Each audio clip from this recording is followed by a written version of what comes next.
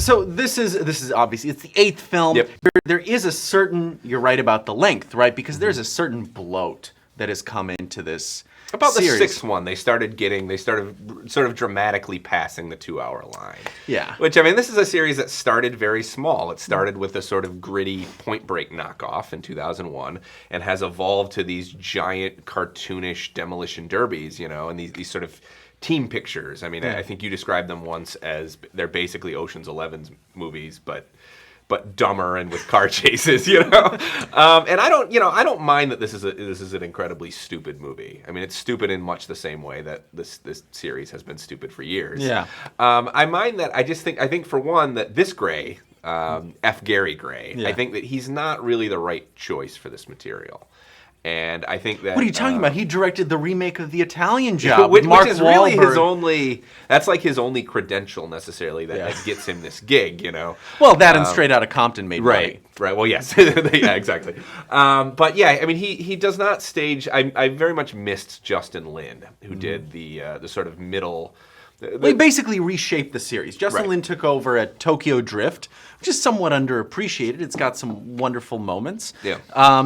And basically made the Fast and Furious franchise into the one we know and love today. Yes. But Lin had a better sense of space, I think. He knew how to stage this action pretty well. Gray, I think there are moments in this that flirt with incoherence. I think there are moments where the idea is very good, Yes. You have something like a giant wrecking ball. Yeah, well, there's and the way it's staged is it's kind of hard to make heads or tails. He's not incompetent. No.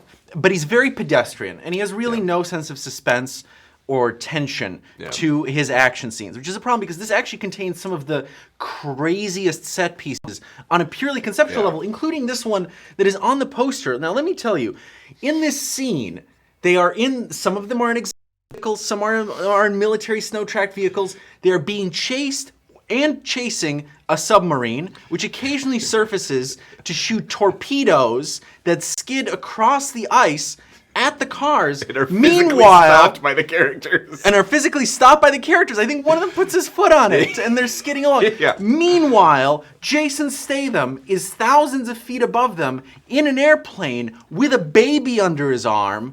The baby is wearing headphones, and he's shooting guys, kind of like a low-rent hard boil. Yeah, I mean, it's sort of like they took the big, really all of Fury Road, especially that first big set piece, and intercut it with a knockoff of the hard-boiled set piece with the baby, except both of them poorly staged. Yes, but added a submarine, and that's the thing. I mean, there's actually, there's a third component. The third component is Die Another Day, the James Bond movie. I mean, there's quite a bit of Die Another Day and the supercar skidding across the ice, and this does feel a lot like a late Pierce Brosnan James Bond movie.